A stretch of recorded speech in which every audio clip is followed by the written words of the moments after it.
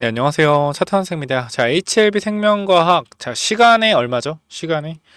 자, 시간의 가격 확인해 보면 현재 7.6% 정도 올라와 있고요. 가격대를 보면 얼마죠? 11,600원대입니다. 저희가 11,600원대를 한번 확인을 해봤을 때 가격을 잠깐 볼게요. 자, 11,600원.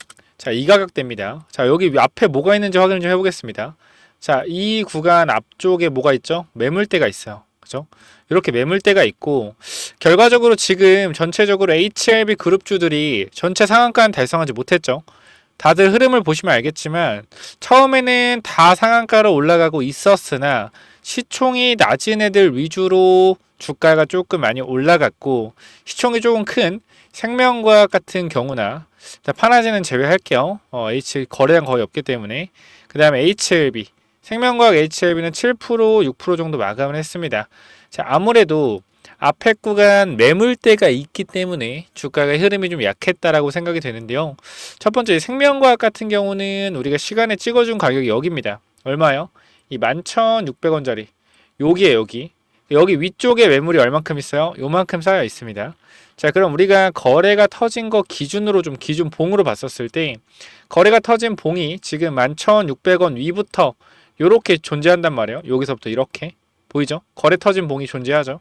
자, 그렇기 때문에 이 11,600원 위쪽으로 강력한 매물대들이 형성이 되어 있고요. 그 다음에 다시 한번 11,600원대가 원래는 저항을 받는 구간이었는데 돌파가 나왔죠. 11,600원대를 또 쭉 체크해보면 여기도 11,600원 저항했던 구간, 또 쭉 당겨보면 11,600원 저항했던 구간, 쭉 당겨보면 11,600원 지지받던 구간, 지지받던 구간이 결과적으로 무너지니까 저항으로 계속적으로 잡혔고, 저항을 다시 한번 돌려주면서 지지 부분으로 만들었다 무너졌죠. 그럼 결과적으로 11,600원 자리가 무슨 자리예요? HLB 생명과학의 가장 중요한 자리라는 겁니다. 우리가 엘생 같은 경우는 내일 구간에서 뭐가 중요하냐면요. 제가 크게 봤을 때는, 제 입장에서 봤을 때는 1,800원짜리, 사실 거래가 터진 구간이 11,600원 위긴 하기 때문에, 그럼 우리가 이렇게 봅시다. 엘생은 오늘 11,600원 있죠. 시간의 가격. 여기를 내일 윗꼬리 달든 뭐 내려오든 상관이 없어요. 내일 종가만 이 11,600원을 지켜준다라고 하면 결과적으로 매물이 많은 구간대의 물량을 전부 다 받아서 종가를 마무리한 거기 때문에 뭐 한다? 충분히 더 갈 수 있다라는 거예요. 제가 여기서 좀 이상하다고 말씀드리는 거 있죠. 지금 11,470원 때렸을 때 이날 여러분 다 기억을 하실 겁니다. HLB 그룹 자체가 올라갔다 빠졌는데 L생이 평소와 다르게 말도 안 되게 주가가 많이 올라갔죠. 이날 보면은 얼마 올라갔어요? 자, 보면 7.7% 혼자 올라갔습니다. 다른 종목들 3, 4% 올라갈 때 HLB 2% 올라갈 때 혼자 많이 올라갔어. 근데 이 자리가 무슨 자리? 결과적으로 저항선이잖아요. 저항선. 제가 여기서 말씀드리고 싶은 건 뭐냐면 이 11,600원짜리가 결과적으로 강력한 저항선이 있는 구간입니다. 그렇기 때문에 내일 종가 자체만 11,600원 위에서 마무리를 해준다면 이거 무슨 뜻입니까? 강력한 매물대 구간을 전부 다 흡수해서 마감했다라는 거예요. 항상 말했지만 종가는 누가 만든다? 세력이 만든다. 그렇기 때문에 종가를 여기를 만들어준다는 것 자체가 강력하게 나오는 매도 물량을 전부 다 받아내서 끝낸다라는 거기 때문에 내일 자리에서 HLB 생명과학 같은 경우는 반드시 어딜 봐야 된다? 11,600원을 봐야 된다. 제가 여러분들한테 CMC에 대해서 해석을 좀 해드릴게요. 뭐냐면 봐봐요. 세 가지 경미한 사건, 세 가지 경미한 지적사항. 자, 봐봐요. 요게 지금 시간에 지금 이게 기사로 떴습니다. 근데 만약에 여러분 우리 생각대로 시간에가 7% 올라간 게 아니라 오히려 시간에가 7% 빠졌다고 생각을 해봐요. 제가 분명히 말씀드리지만 시간에는 반드시 세력이 개입하게 되어 있습니다. 시간에서 7% 빠졌다라고 했을 땐 우리는 이 세 가지 경미한 지적사항 때문에 CMC가 잘 안 될 거라는 생각을 할 거예요. 왜? 주가가 빠졌기 때문에. 근데 지금 결과적으로 주가가 플러스 7%까지 올라왔기 때문에 시간 외에서 사람들은 뭐예요? 아, 이 CMC가 세 가지에 대한 문제가 경미하구나 라고 판단하는 거예요. 그러니까 제가 여러분들한테 항상 주식에서 강조드리는 게 있어요. 주식의 가격 변동성에 흔들리지 말고 본질을 봐라라고 말씀드렸거든요. 그래서 이때도 우리가 클래스 2가 나왔을 때 시간외가 하락했잖아요. 시간외가 하락했잖아. 근데 중요한 건 뭐냐면 이 클래스 2가 떴을 때 만약에 시간외가 플러스 8%까지 올라갔다라고 하면 사람들은 어떻게 생각을 할까요? 시간외를 뺀 게 아니라 오히려 올렸다면 사람들은 어떻게 생각할까? 시간외를 올렸다라고 하면 그러면요. 사람들은 결과적으로 클래스 2를 받음으로써 클래스 2를 받을 거라는 악재가 해소돼서 주가가 올랐고 3월 20일에 대한 다시 한번 기대감이 생기면서 시간외가 올라간 거구나 라고 해석을 할 겁니다. 그러니까 항상 우리 잘 생각해 보면은 어떤 건 좋은 뉴스에 주가가 빠지고요. 어떤 거는 나쁜 뉴스에 주가가 오를 때가 있잖아요. 그럼 우리 항상 주가가 움직이는 걸 보고 이 뉴스를 해석합니다. 이건 정확하게 여러분들이 좀 인정을 하셔야 되는 부분이에요. 왜? 주식의 기본 중의 기본입니다. 결과적으로 가격을 보고 사람들은 해석을 하기 때문에 시간외가 결과적으로 올랐다는 것은 이 CMC가 경미한 문제라고 오히려 더 생각하게끔 만든다라는 거예요. 만약에 시간외가 만 7%가 됐다? 그럼 이 CMC가 세 가지 경미한 문제라고 했었어도 사람들이 받아들이는 입장에서 가격이 빠졌기 때문에 경미하다고 받아들이지 않죠. 근데 주가가 올랐기 때문에 결과적으로 경미하다고 받아들이는 겁니다. 이게 가장 큰 핵심이에요. 본질은 뉴스 자체는 해석하기 나름의 뉴스였다라는 겁니다. 그렇기 때문에 우리가 지금 여기서 봤을 때 하나 생각할 게 뭡니까? 결과적으로 CMC 결과가 어떻게 나오던지 간에 주가를 올릴 생각이었다라는 거예요. 그러면 CMC 결과 나왔죠. 비모 인스펙션 결과 나왔죠. 그럼 결과적으로 CRL에 대한 모든 문제가 해결이 된 것처럼 보입니다. 그러면 결과적으로 CRL이 해결됐다는 건 승인이라는 결론에 도출하고 주가가 올라간다고 했을 때 사람들은 결과적으로 승인이라는 두 단어를 떠올리면서 야 주가가 올라가는 거 보니까 승인이 맞나 보다라 생각해요. 이때도 마찬가지 함정이죠. 가격을 보고 승인에 대해서 판단을 해버립니다. 그래서 주가가 올라갔을 때 사람들은 어떻게 돼요? 욕심 때문에 뭐한다? 매도를 못합니다. 욕심 때문에 매도를 못해요. 왜? 결과적으로 가격이 올라가기 때문에 가격이 올라가는 건 승인 아니겠냐. 왜? CRL에 대한 부분을 모두 다 해결을 했기 때문에 전 이게 가장 여러분들이 잘 대응을 해야 되는 부분이라고 생각을 해요. 그래서 제가 말씀드리는 건 내일 구간 올라가든 내려가든 중요하지 않다. 1160원, 11,600원짜리 주목을 좀 해야 되고 앞으로 주가가 올라가는 데 있어서 앞선 구간에 이러한 저항선을 매물수화 해주고 가야 됩니다. 강력한 거래가 터진 부분에 저항선이 존재하기 때문에 이 구간 매물수화가 반드시 한번 들어가 줘야 된다. HLB도 마찬가지입니다. 9만원, 10만원, 9만원, 10만원 구간에 분명한 것은 매물이 많습니다. 매물이 많아요. 거래량 터진 거 보시겠지만 매물이 많습니다. 이 매물을 소화해주고 주가가 올라가는 게 굉장히 중요하다라고 말씀을 드리고 싶어요. 매물을 소화하고 주가가 올라가는 거. 그렇기 때문에 앞선 구간의 매물을 소화하는 윗꼬리가 달린 흐름이 나올 수도 있다. 그러면 이러한 부분들에 대해서 우리가 지금부터 미리 생각하고 이럴 수도 있을 거야 라고 판단을 하고 있어야지 정말 그런 흐름이 나왔을 때 동요하지 않고 제대로 된 전략적인 분석이 가능하다라는 겁니다. 정리하자면 제가 계속해서 말씀드렸던 CMC에 대한 내용이 잘 나온다라고 하면 이 비모 인스펙션에 대한 문제 해결, CMC 문제 해결은 CRL 즉 뭡니까? 이 CRL에 대한 해결이죠. 문제 1, 문제 2를 해결함으로써 CRL이 해결되었다는 시장에 해석이 있을 것이고 그럼 결과적으로 CRL이 해결된다는 건 승인이라는 걸 거예요. 근데 결과적으로 중요한 건 CMC가 잘 나왔냐 못 나왔냐는 HLB 주포가 스스로 결정을 했다라는 거죠. 주가가 하락했었으면 CMC에 대한 결과 세 가지 경미한 사항을 악재로 봤을 것이고 결과적으로 시간을 올려줬기 때문에 CMC에 대한 이 세 가지 경미한 사항을 호재로 본 거죠. 이걸 정확하게 판단하셔야 된다는 거예요. 그럼 앞으로 주가가 올라가면 사람들은 이 CMC가 결과적으로 경미한 문제이기 때문에 해결이 될 것이고 비모가 완벽했고 그럼 문제가 전부 다 CRL에 대한 해결이 되었기 때문에 승인이라는 결론에 도출하고요. 주가가 올라가게 되면 결과적으로 승인에 대한 확고한 믿음이 생기면서 절대 여러분들은 매도를 안 하실 겁니다. 왜? 주가가 올라가는 이유는 결과적으로 승인을 받을 거기 때문에 올라간다 라고 생각을 할 거기 때문이죠. 그래서 제가 여기서 여러분들한테 말씀을 드리고 싶은 거는 우리가 이 기대감에 대한 부분으로 올라갔던 가격대가 24,000원이잖아요. 그죠? 최고점. 그럼 여기서 우리가 주가가 올라간다고 했을 땐 저는 첫 번째로 중요한 가격대를 계속 말씀드리지만 14,000원에서 15,000원입니다. 1차적으로. 2차적으로는 17,000원, 18,000원대요.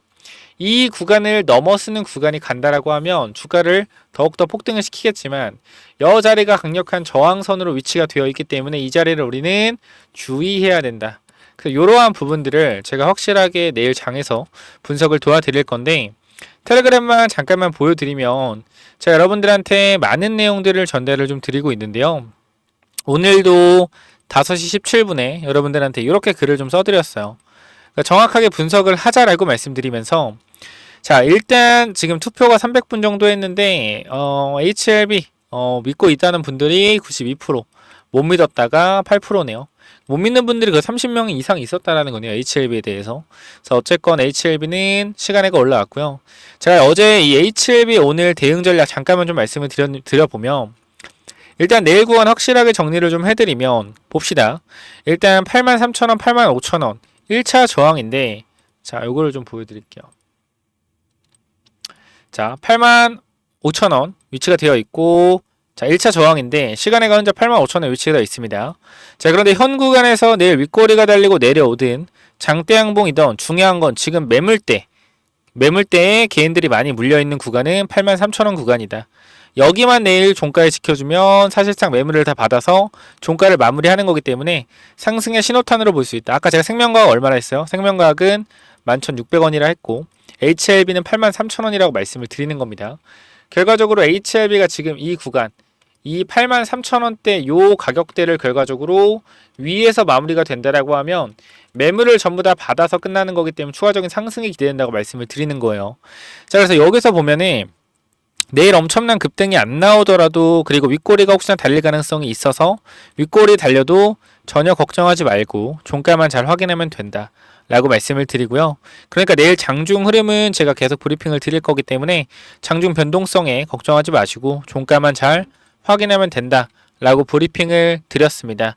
자 그래서 현 구간에서 여러분들이 같이 좀 대응을 하고 싶다 라고 하시는 분들이 있으면 제가 초대 링크 복사할 겁니다. 복사해서 영상 설명창에다 올려놓을 거예요. 영상 설명창에다 올려놓으면 여러분들이 간단하게 위쪽에 번호 하나 남겨놓겠습니다. 몇 번이요? 010-9201 자 6329로 HLB 생명 또는 그냥 두 글자로 생명이라고만 남겨주시면 제가 여러분들의 입장 도와드릴 거니까 현 구간 동요하지 마시고요.